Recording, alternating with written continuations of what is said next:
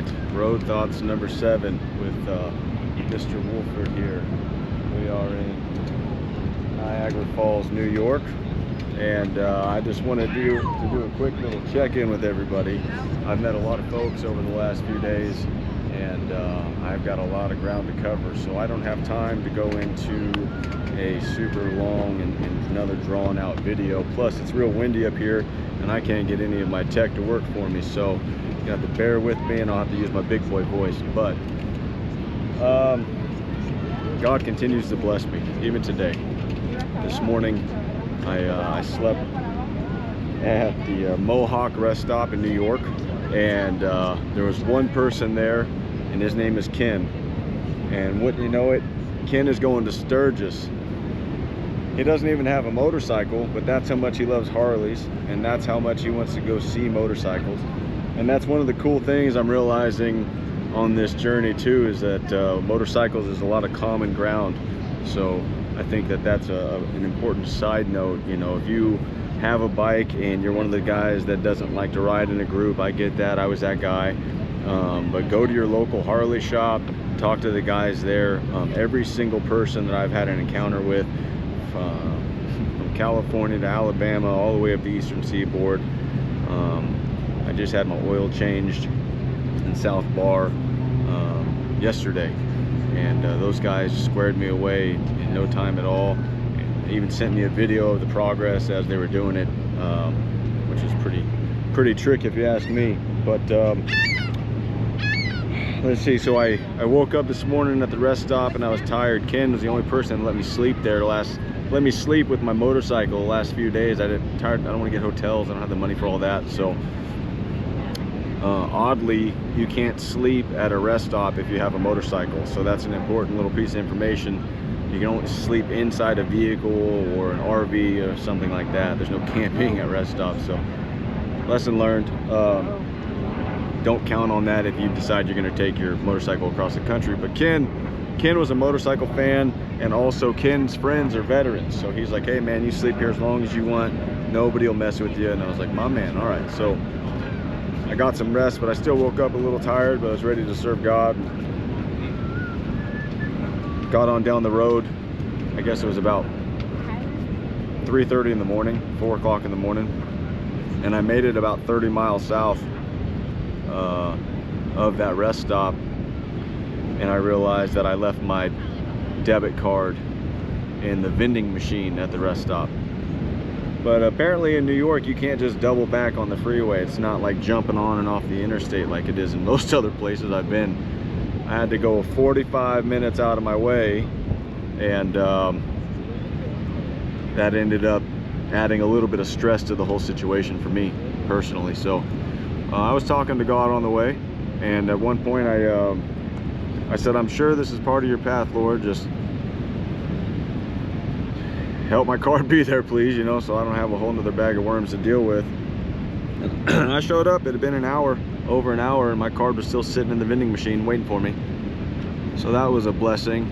And then I met a nice couple there, and I was able to share my message with them, and that was a blessing. And then literally every single person I've stopped to talk to today, every single person has connected with me in one way or the other.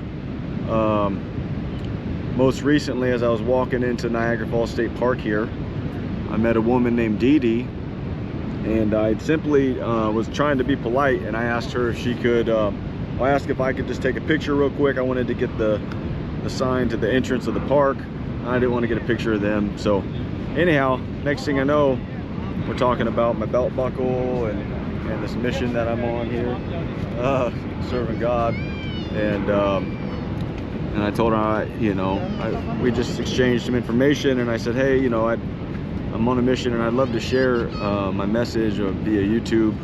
I have a link for you. I hope that's not too forward. I've gotten mixed reviews, you know, some people want to share, some people don't. Some people don't want to scan a code, and I get that too. I was that person for a long time. But I told her, you know, I'm trying to spread suicide awareness and PTSD awareness. And Dee Dee retired from working for the suicide crisis line for veterans. So anyways, we exchanged numbers, and she's a part of my path for a reason. I was coming out of Best Buy this afternoon, I complimented somebody's tattoos, and he's told me he's basically hitting rock bottom. He's going through divorce and lost his job and all of these things, and we just started talking, and there's a reason we met. So nice to meet you, Joe. You know, I've been saying it from the beginning. I didn't come out here on this trip to start a YouTube channel. That wasn't. I'm not an influencer, but the good Lord has given me a voice and a lifetime of experience, and I wrote a book. So my intention is to keep at least one person from killing themselves, and God's given me a purpose, so I'm walking my path. I said it in the last video, every single person I meet along my path just validates that I'm on the right path.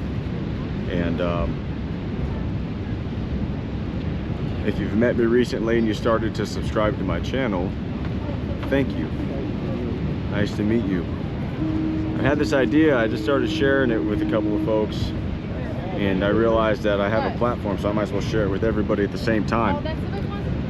But if we've met recently and you've subscribed to my channel and you've actually, you know, you get the chance to watch any of my videos, just leave me a comment, your name, if you remember where we met,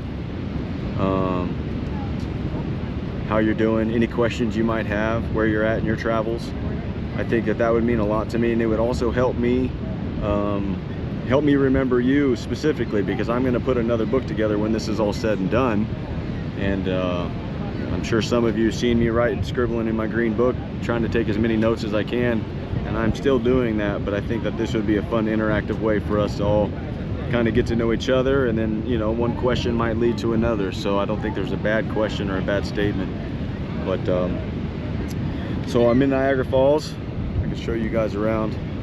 Let's see here.